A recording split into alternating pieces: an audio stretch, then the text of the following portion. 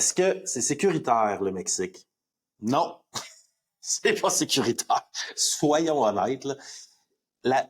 Les chances sont que vous allez aller au Mexique, vous allez jamais rien voir, jamais, tu sais, comme il va rien se passer, mais les statistiques font que c'est pas très sécuritaire. Puis il y a eu un événement dans mon groupe d'amis près qui l'ont prouvé.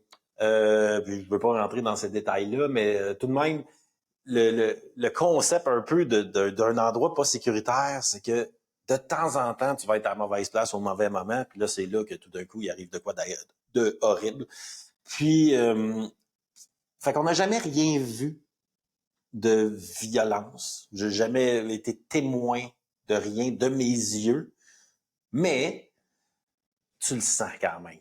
Tu sais, t'arrives au coin de la rue pour aller prendre ton café, puis là, tout d'un coup, il y a tu sais, ils arrêtent tous les chars, puis c'est de l'armée, puis tu sais, ils ont leur masque, puis leur masque un peu, tu sais, tu peux pas voir leurs yeux ni leur bouche, là, sont complètement anonymes, puis tu sais, c'est pas des petits guns de police, là.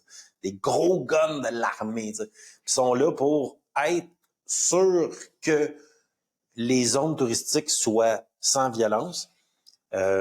C'est bien correct, mais en même temps, c'est un problème au Mexique, la sécurité. Puis, c'est pas une raison pour nous on est allé, on y retournera, puis on a acheté une propriété là-bas, comme vous pouvez voir.